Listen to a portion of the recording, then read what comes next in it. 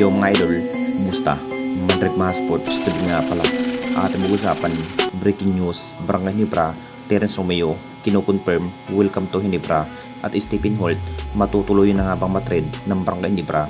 So pagkamat masasabing dapat na nga ba magiging handa ang ating Barangay Ginebra dahil ilang weeks pa lang ang bilang bago makakaharap sa PBA Governors Cup, talagang kinakailangan pa rin na magiging aggressive dahil may ilalagay sa alanganin sa stem tanding ng ating Barangay Ginebra sa ating liga. Ito na nga bang inihintay ng lahat? Mukhang makukuha na nga ba ang nasabing player na si Terence Romeo papuntang Barangay Ginebra? Nagiging pre-agency ang nasabing player kung saan willing ang Barangay Ginebra na makukuha ang nasabing Porme SMB player na si Terence Romeo.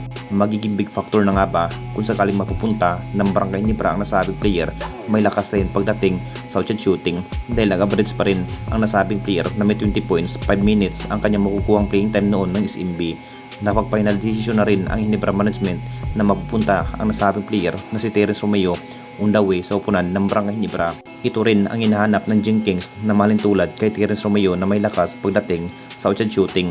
Alam na nating lahat kung gaano ka-impact ang nasabing player pagdating sa labanan. Masasabing hindi rin biro ang nagiging husay ang nasabing player. Makakakaangat na nga ba ang Barangay Ginebra sa steam tanding kung mapupunta ang nasabing player para ipresenta ang Barangay Ginebra dahil mas lalo pang hinahandaan ang ating Barangay Ginebra. May mahabang-habang araw pa rin para makapaghanda dahil may laban pa rin ang ating national team na Gilas Pilipinas para sa paparating na FIBA Asian Cup qualifiers. At dito na naman tayo sa isa pa nating balita, Stephen Holt, matutuloy na nga bang matrade ng Barangay Ginebra?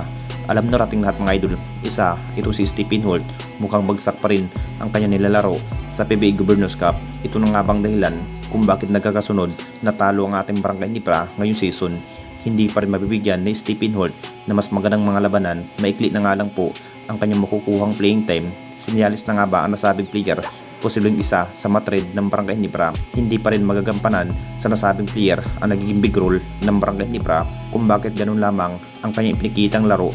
May tsansa pa rin na bibitawan ito ng Barangay Ginebra at gagawin pre-agency kung sakaling malaglag ang Jenkins sa PBA Governors Cup. Hindi pa rin nagiging satisfy ang nagiging laro sa mga locals kung saan nasa panghuli sa steam tanding ang Barangay Ginebra. Hindi man lang makakaangat, may pag-asa pa rin na magagalaw ang magiging chemistry ng ating Barangay Ginebra dahil ang Ginebra na naman ang pinakahina ngayong season dahil wala ang ating best import na si Justin Brownlee. Inoobserbahan pa rin ang nagiging laro itong si Stephen Holt. Kung sakaling bagsak pa rin ang magiging performance, hindi na rin magdadalawang isip ang Ginebra management na matitrade itong si Stephen Holt. Anong masasabi ninyo mga idol tungkol sa ating video?